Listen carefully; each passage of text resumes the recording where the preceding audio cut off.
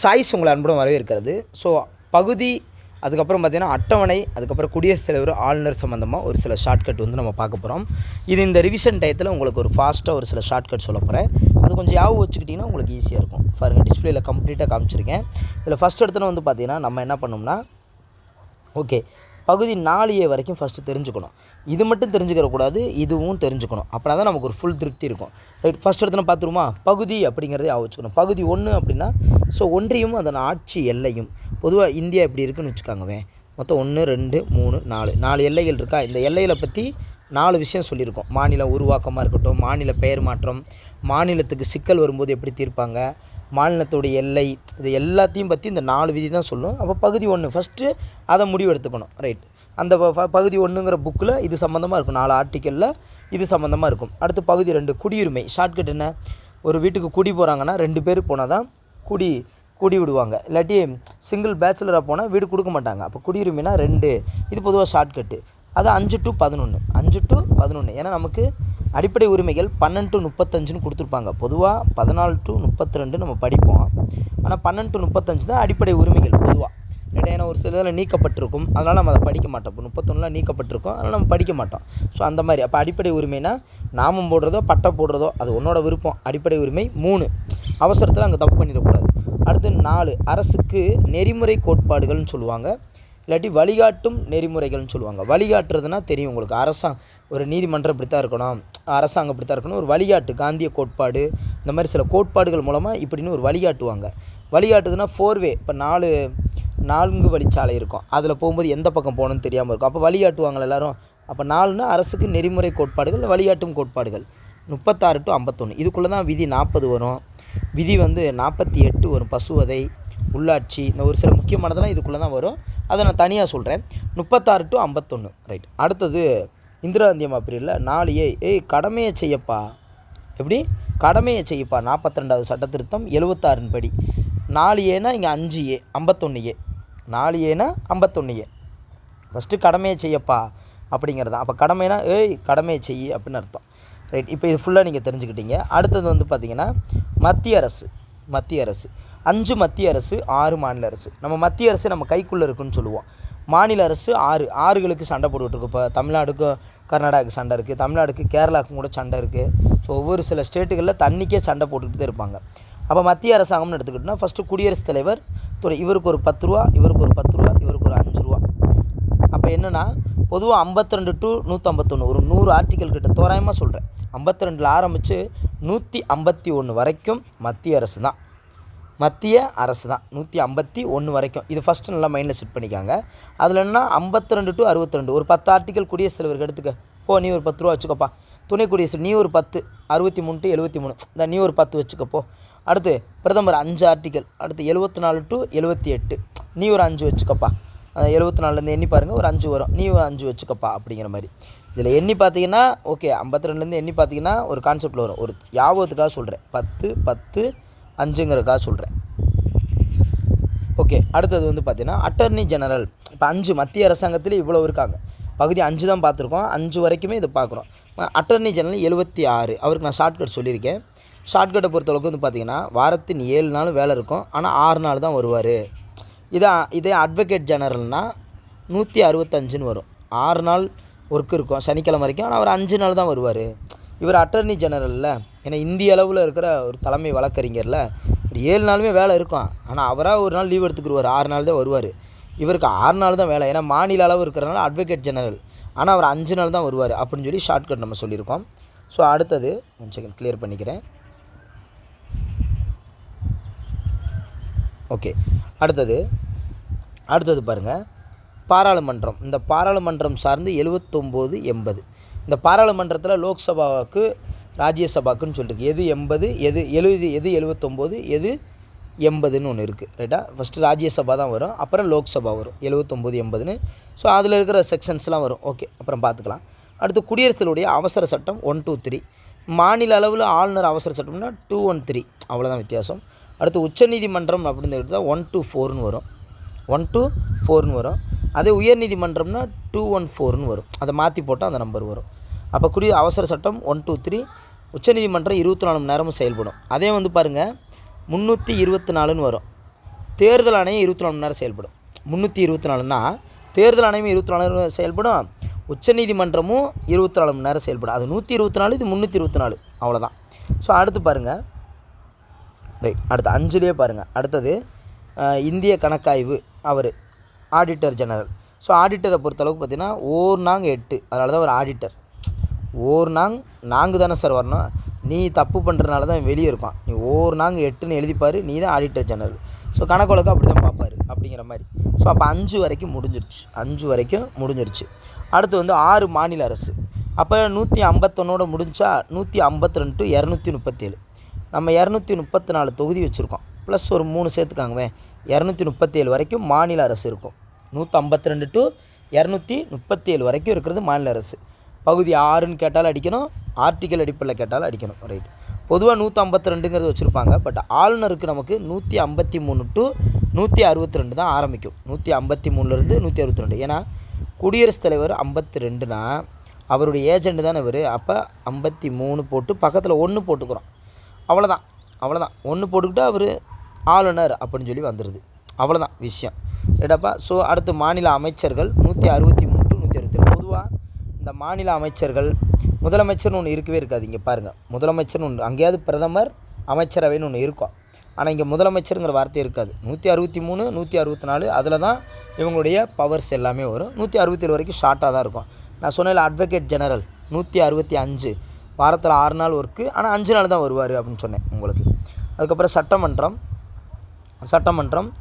168 200. இது ஒன்றும் பிரச்சனையாக வச்சுக்க வேண்டியதில்லை. அவசர சட்டம் 213. 123னா மத்திய அளவில், 213னா மாநில அளவில். இந்த நம்பரை மாற்றி போட்டால் நான் சொன்னேன்னா உயர்நீதிமன்றம் பாருங்கள் 214, அதாவது 124 அப்படின்னா உச்சநீதிமன்றம். அதே 214னா உயர்நீதிமன்றம், அவ்வளோதான். ஸோ ஓகே, அப்போ பாருங்கள் மாநில அரசும் ஓரளவுக்கு தெரிஞ்சிருச்சு. அப்போ 5 மத்திய அரசு, 6 மாநில அரசு. பகுதி கேட்டால் சொல்லிடலாம். 7 அப்படின்னா பியில் உள்ள மாநிலங்கள். 8 தான் யூனியன் பிரதேசம். நம்ம எடுத்தோன்னு என்ன பண்ணுவோம், 5 மத்திய அரசு, 6 மாநில அரசு, 7 யூனியன் பிரதேசம், அப்படி போயிடக்கூடாது. பியில் உள்ள மாநிலங்கள், ஏன்னா அப்போ வந்து மாநிலங்களை வந்து பிரிச்சுருந்தாங்க. ஸோ அதன் அடிப்படையில் பியில் உள்ள மாநிலங்கள் தொடர்பானது 7வது சட்ட திருத்தத்தின்படி 1956 படி நீக்கப்பட்டது. 7வது சட்ட திருத்தம் 1956 படி நீக்கப்பட்டுருச்சு 7 அப்படின்னு சொல்லுவாங்க. 238 இது யாவும் வச்சுக்கணுமா சார்னா, தேவைன்னா யாவும் வச்சுக்காங்க. அடுத்து 8 யூனியன் பிரதேசம். 8 அப்படின்னா என்னது, யூனியன் பிரதேசம். அது கொஞ்சம் ஈஸி தான். அப்போ 9 இதுதான் முக்கியம். இப்போ இது 8 பிரச்சனை இல்லை, யூனியன் பிரதேசம் வரைக்கும் பிரச்சனை இல்லை. 9 பஞ்சாயத்து ராஜ். 9 பஞ்சாயத்து ராஜ். பஞ்சாயத்தை கூட்டிக்கிட்டே இருக்காங்கப்பா. ஓ பஞ்சாயத்தா, ரைட்டு. இன்றைக்கி 243 143னா இந்த காலத்தில் 143ன்னு யார்கிட்டே சொன்னோம்னா பஞ்சாயத்தை கூட்டுருவாங்க. ஐயோ 143யா, இந்த ஸ்கூலில் படிக்கும்போது சொல்லுவாங்க. ஸோ அந்த மாதிரி இங்கே 243, இங்கே என்னது 243, ஐயோ பஞ்சாயத்தை கூட்டினாயடா 243டா அப்படின்னு சொல்லி 243 to 243. ஓ பஞ்சாயத்தா அப்படிங்கிற அளவுக்கு இருக்கும். அடுத்து 9 பஞ்சாயத்து. 9A பஞ்சாயத்து போர்டுக்கு அடுத்து நகராட்சி போர்டு உருவாக்கியிருப்பாங்க. இது 2 பேரும் கூட்டாக இருக்கணுங்கிறதுக்கு பி கூட்டுறவு சங்கங்கள். பஞ்சாயத்து போர்டு நகராட்சி எப்படி இருக்கணும், கூட்டாக இருக்கணும். ஸோ அவ்வளோதான். அப்போ பி நகராட்சி, அடுத்து என்னது கூட்டுறவு சங்கங்கள் அப்படிங்கிறது. நகராட்சினா பொதுவாக வந்து பார்த்திங்கன்னா ஜீப்பில் போவாங்கன்னு நான் சொல்லுவேன். அதான் ZGP பார்த்திங்கன்னா தெரியும், ஜீப்பில் போவாங்க. நகராட்சியில் உள்ளவங்களாம் ஜீப்பில் போவாங்க.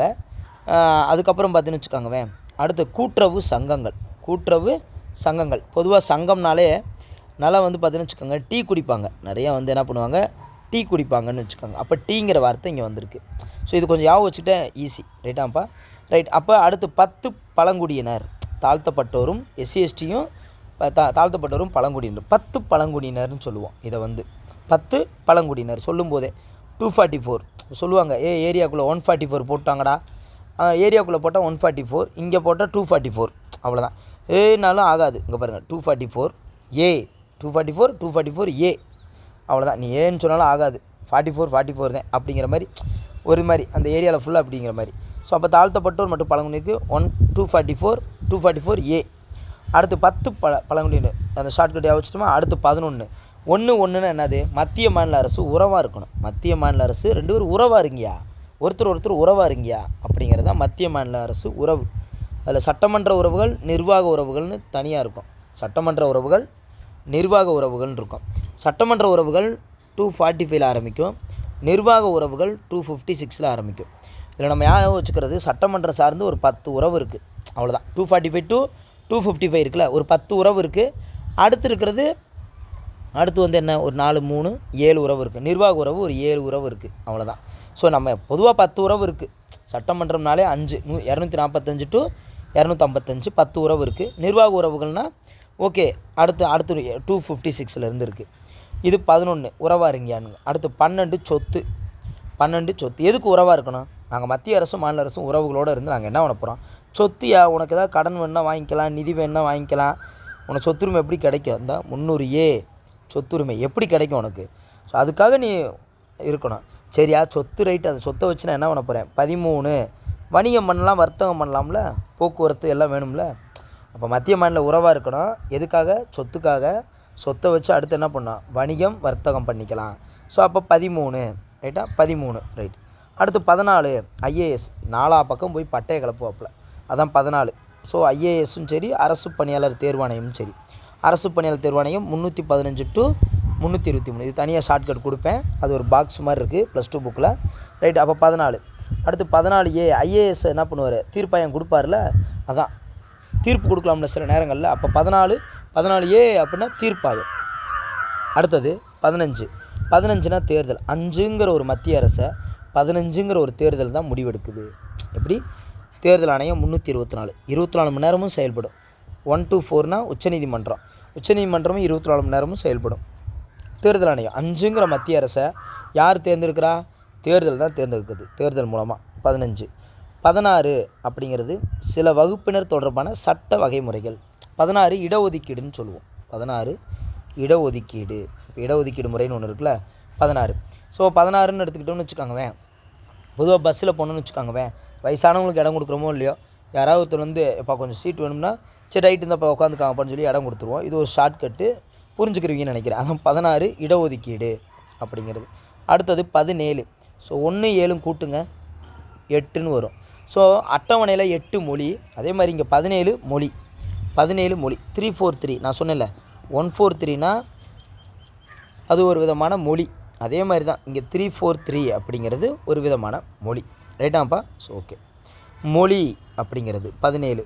18 அவசர நிலை பிரகடனம். 18 வயசு ஆயிடுச்சுன்னா காலேஜில் போய் சேர்றதுக்கு அவசரமாக போகிறது. அதில் தேசிய அளவு, மாநில அளவு, நிதி. தேசியனா 352, மாநிலம்னா 6ன்னு வரணும், நிதினா 0ன்னு வரணும். இது வரைக்கும் அறிவிக்கவில்லை.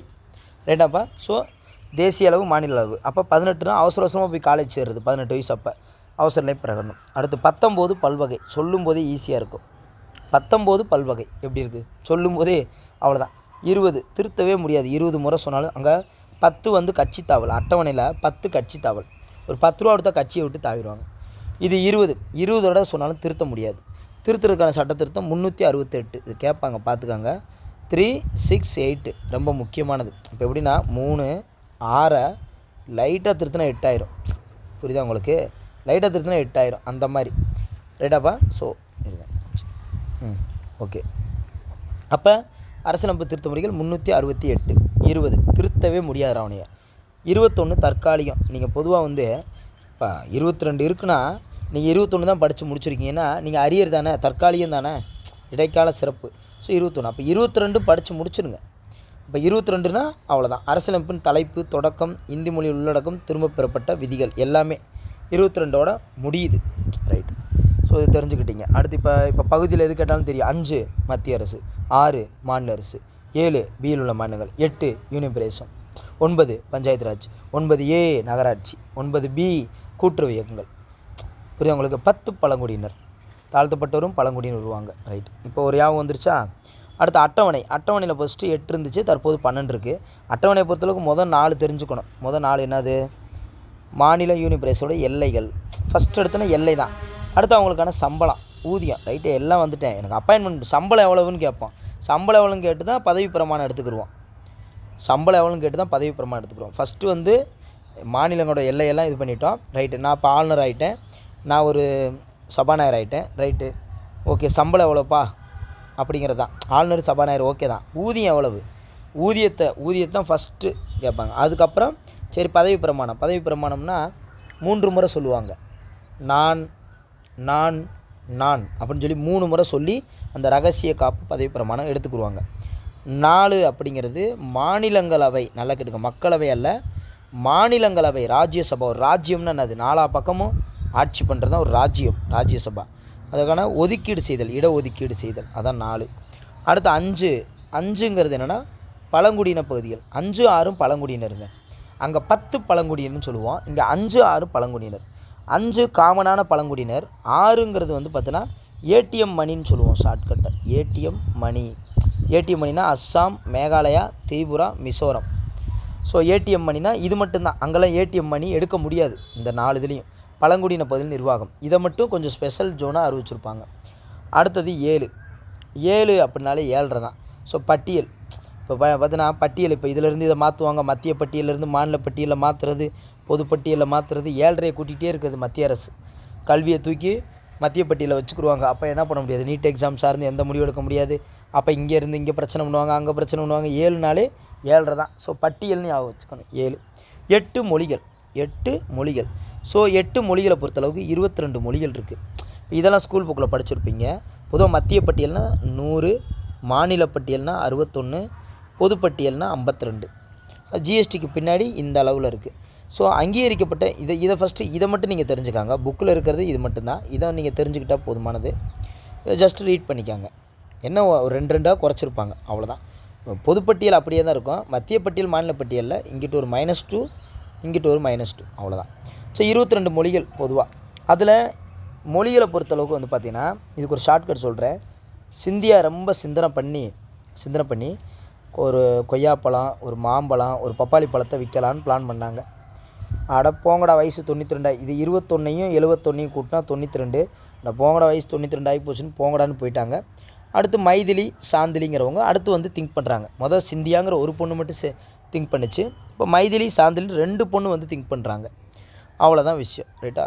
ஸோ அப்படிங்கிற போது வேலை ஈஸி. சிந்தியா தான் ஃபஸ்ட்டு ஒரு 15வது மொழி. சட்ட திருத்தம் தான் 21, 71, அதை கூட்டினா 92. ஸோ 21வது சட்ட திருத்தம் 1967, 71 வந்து 92, 92வது சட்டம் 2003. ரைட். இப்போ உங்களுக்கு வருஷப்படி மொழிகள் கேட்டால் ஈஸியாக சொல்லிடுவீங்க. ஃபஸ்ட்டு சிந்தியா, அப்புறம் கொய்யாப்பழம் தான் ரொம்ப ரொம்ப நல்லது, அப்புறம் மாம்பழம், அப்புறம் தான் பப்பாளி. ஸோ போங்கடான்னு சொல்லி போயிட்டாங்க, அதான் போடோ, டோங்கிரி. அடுத்து மைதிலி, சாந்திலி, அவ்வளோதான். ரைட். அடுத்து இப்போ 8 பார்த்துட்டோம்ல, அட்டவணை 8 கேட்டால் மொழின்னு சொல்லிடுவோம். அடுத்து 9 அப்படின்னா அந்த நிலவாரி ஜமீன்தாரி ஒழிப்பு.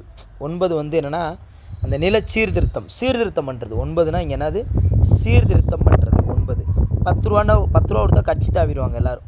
10 ரூபா கொடுத்தா போதும், கட்சி தாவிடுவாங்க. இது ராஜீவ்காந்தி பீரியடில் தான் பண்ணாங்க. 52வது சட்ட திருத்தம் 85ல் ராஜீவ்காந்தி பீரியடில். அதுக்கான அதிகாரம் பெற்றவங்க யாருன்னா சட்டமன்ற அங்கங்கே சபாநாயகர் தான். ராஜ்யசபாவில் ராஜ்யசபா தலைவர், சட்டமேலவை தலைவர்.